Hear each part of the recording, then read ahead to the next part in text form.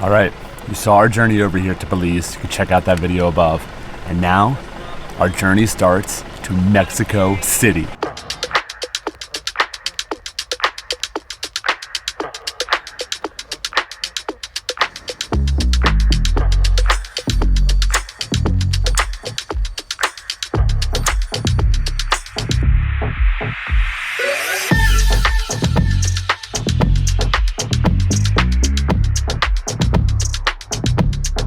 So excited. We're gonna take you over the ferry, through the border, couple camp spots, into the city of 22 million people. Still hard to believe that Darla the van did not break anything as we loaded her up on this hand crank ferry. Clearly, it was not meant for a vehicle of her size. All right, team, we're almost across on the ferry. We're about to make our way over to the Mexican border, only 20, 30 minutes away from here, and we get back into Mexico. The tacos, good eats, the nice camping. Here we come. We're here at the Belize border with Mexico. We're heading back into Mexico. First thing we're gonna do is cancel our tip paperwork here, and hopefully it's smooth and easy to get across the border.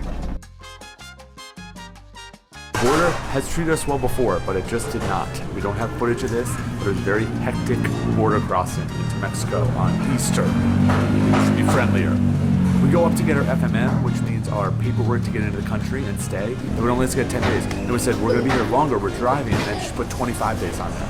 It was a total mess. We should get 120 days to cross over the border, and they were refusing to give us that because of a new rule that just started in April. And then she crossed out Ferris and Lisa's paperwork, gave them 90 days, kept ours at 25, irritated, pissed off, angry, but we're back in Mexico. So we stopped along the street here when we found a sign for pollo asado. So those are the rotisserie chickens that we love to eat. These guys say it comes with rice, beans, salsa, spaghetti, and tortillas. So we're super excited for lunch. Everybody's hungry. Let's go. And this is how we roll. Roadside plates. Chicken. Beans. Let me show you. Beans. These are refried, I suppose. They're liquid. Spaghetti with our rotisserie. Spaghetti. We haven't tried this one. And not bad. Tortillas, rice, chicken. Feeds a family for lunch. Maybe some leftovers. Maybe some tummy problems. We don't really know. So on our first day, we made it all the way from Sarteneja, Belize to a campsite called Mazaco.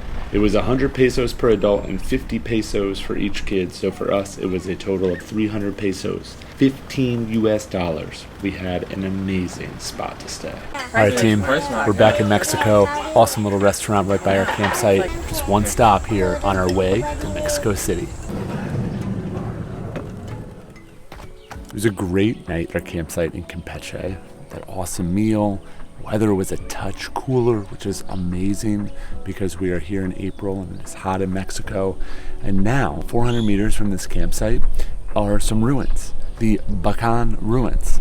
And I hear they're a little bit more immersive. We can get closer to them, possibly walk on them. We're gonna see when we get there, but much less, I guess, touristy and developed than Chichen Itza. And it was great to visit Chichen Itza. We got a video on that you can check out here, but I'm excited for these, for the different perspective we'll be able to get. This is one of the coolest ruins we've been to. We can climb on it, be immersive in it. So far has just blown our minds. The kids are having a ball climbing around, and it feels almost a little bit wrong to be touching it and interacting with it, but I think if you're respectful, it gives you such an appreciation of being able to be on the ruins instead of just looking at them. And it's surely something I know will stick with the kids for a lot longer. So really, really cool experience. Man, this is crazy. What are your thoughts? Should you be able to climb on something this ancient, this old? Let me know in the comments below. All right, down here was considered a street, and it connects two of the ruins together. There's also a spot here where it was an offering, a spot of giving, which they think now was a place that could connect the Mayans to the underworld. Okay, I'm Robert Breaker, and today's message is going to be on the underworld. That's what they believed when they were giving the offering. Becan has over 20 structures located throughout various plazas on 3 hectares of land. The tallest pyramid is 30 meters, or 100 feet high, and is located in the central plaza. Holy mackerel. The views up here are stunning. I don't know if they built it this high to see what was coming or to be closer to the gods, but either way, this is what an epic thing to do, just like on your way to Mexico City. Like, yeah, on our way. We're gonna stop here, climb some ancient ruins, and then be on our way. Yeah, I'm speechless up here. Going up and down these ruins is not for everyone. Be prepared to be exposed. We were here for about 2 hours, which was not nearly enough time to explore this amazing site. A little winded. Here we are on top of one of the ruin sites. We've learned that this area is where the spectators would sit and watch the locals play Juego de Pelota, which is, we believe, the poke de poke, which we learned about in Merida. It's a locals game. It's a game of ball, is how it translates. Pretty cool to be up here and imagining what could be going on down below. What a great way to start today, exploring some ancient ruins. I'm gonna leave this campsite. It was a great campsite. Common area, had some showers. Now we're going to El Jaguar in Villahermosa, which is, from what we just heard from our lovely camp host here, one of the hottest areas in Mexico at the moment. So we've been here before. We've stayed at El Jaguar, and it was filled with mosquitoes, and it was very, very hot with only a couple amenities. So we're not looking forward to this leg of the journey. We gotta push through. Another day, another pollo asado. We just stopped on the side of the road. We saw a sign, got some lunch, hopefully some dinner. Got rotisserie chicken, beans, tortillas, rice, all for 150 pesos, which is about $7.50. Yum. Gotta capture part of the journey, and today has been a journey. Here we are, air conditioning barely keeping us cool because it is just so hot out. A little checkpoint coming through, but it looks like nobody's checking anything, so. Currently in Chiapas, the journey has about 30 minutes left in it. Coming up to a toll, a lot of tolls in Mexico, and they start to add up, kind of depends. They range anywhere from 200 pesos, which is $10, all the way down to 50 pesos. Long drive, but we're here. El Jaguar, we made it. The vans are here. This is our halfway point to Mexico City. It was 6 hours in the car today, a couple hundred miles. We got our electrolytes, necessity here when you're in Mexico, and then here you need the deep woods off. I'm not one for the not natural bug sprays, but the mosquitoes in Villahermosa at El Jaguar are serious. They're out for blood, for real. So we're gonna get some dinner made, then we're gonna pack up and do the same thing tomorrow because we got about an 8-hour drive to Puebla. Oh my gosh, I'm not one for the nighttime vids, shirtless, ready to get in bed, but can you see the glisten? Like the glisten off my chest. It's just like I'm dripping in sweat. And there's 4 of us here in the van, and we're gonna try to get to bed. It's pouring down my forehead, and there's nothing we can do because we're 29 feet above sea level in one of the hottest areas of Mexico. So we have to go to bed and deal with it. And we're gonna wake up in the morning for an 8-hour drive, but all to get to Mexico City.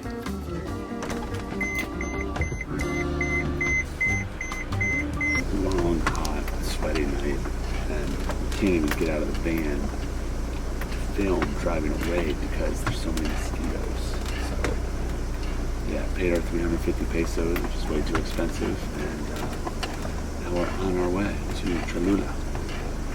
This is where it went down, right here, right here. This is where it went down. This was a hard moment. A month ago, 6 weeks ago, stress came through the wheel. We had no idea how we were gonna keep moving on. Our friends, Ferris and Lisa, were departing. They had to leave, but they stuck it out with us here. We found an amazing mechanic, we got it fixed. We stopped back in for sandwiches because they were so delicious and good. So the kids are in the cafe eating their sandwich, but 4 hours in, we're about halfway on our day, but this spot just gives me feels in my stomach because it was going down. It was real last time we were here. I lost you. I'm sorry. I'm sorry I left you. First time in 8 months It is the first time in 8 months. that I've lost you to the back. to reading. It's a long drive, and it feels really good back here. I'm happy for you. I just wanted like 5 minutes. Yeah, I'm happy for you.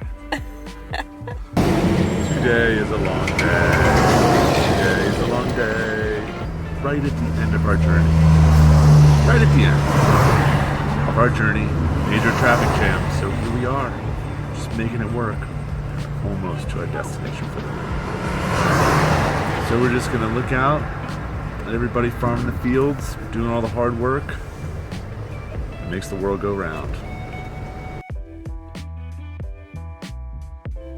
It is our 10th hour in the car. We got out for gas once, we got out for lunch once, and we got out for a bathroom break once. But I'm still rounding that up to at least 9 hours in the car. This is only like 11 hours. This is a lot. It's a big day. And the last 2 hours of it, which is like the hardest part to swallow, is that it's been in traffic. So we should have already been to camp over 45 minutes ago. But we're just sitting through this construction, tolls, we don't even know what's happening. But we're almost there, so spirits are high. Just come Joel, come Joel, come Joel, oh yeah. To just realize that we're at the end of the trip. Let's push the last 20 to 35 minutes. Let's do it, let's do it. Our last gas stop. I think this is our second or third. Sometimes we just get a little, trying to get quality diesel, let it BP, filling her up finally. Like a 10-hour day in the car. Campsite's about 5 minutes away. Almost there.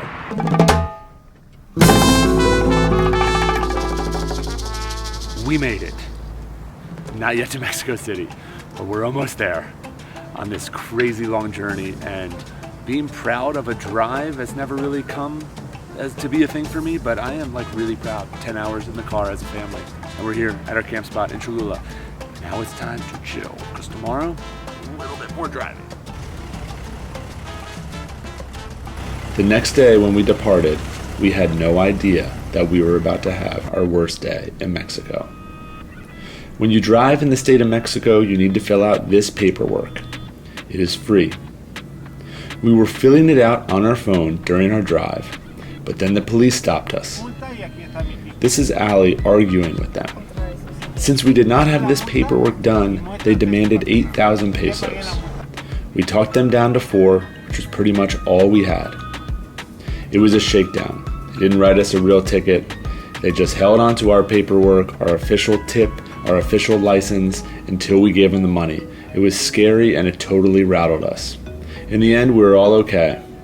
And this was the only experience that we had like this in Mexico. So as traveling with a family of 4, there's always bumps and hiccups in the road, especially van life travel, especially full-time travel. And what we've learned is a lot of it comes from just being a little bit unprepared, like we were this time. Moving a little bit too fast, trying to push a little too hard. So it just goes back to making sure you do your research, dot your I's, cross your T's, and ultimately, like we always tell ourselves after these situations, if everybody is safe and we are unharmed, the van is good, the only thing that was lost was some moolah, some pesos, some dinero. We should be good. Journey continues. I feel like we're traveling at advanced level travel. I don't really know what that means. The last little bit here in Mexico is really testing us. We're doing okay, but it's been a long couple days. It hasn't really gotten easier yet. Pushing forward, staying positive. Hopefully we'll be getting there soon. Dealing with traffic right now. We'll be okay. Pulling into Pepe's hotel. This is not our last leg of our journey from San Pedro to Mexico City, because we're not quite in Mexico City yet.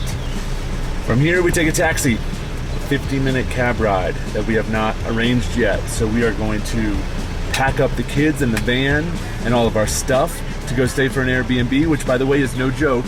It sounds luxurious, but to get the kids' stuff and our stuff all packed up and make sure we don't forget anything out of our nice, humble abode is hard to do.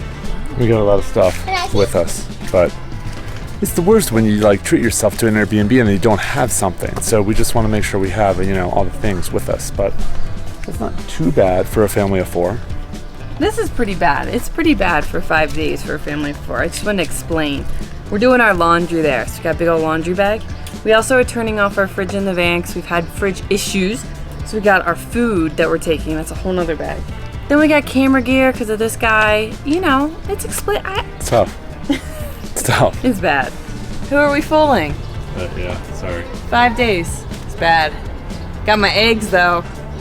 See if we eat them. Oh man, you wear that well. Let's get a walk away shot. Oh, so light. Feeling good. Did we order one too? We did. Is this 10? Last leg of the trip. Here's our Uber. Let's do it. 50 minutes. Awesome. The middle person gets a free lap. We all squeezed. We all squeezed in. Mackerel from San Pedro, Belize, over 1,000 miles on a boat, on a cargo ferry with our van on the ferry, in a taxi, in a car. This last taxi ride was 80 minutes, pulled over by the police, bribed for some money. We're here, Mexico City. We made it. To the city of 22 million people, the largest city in North America, the largest Spanish-speaking city in the world, 7th highest city in the world. That's how I've been doing a little research. So many fans. Pretty excited about being here. We're here at our Airbnb on the rooftop. Stay tuned for our next videos about Ciudad de Mexico.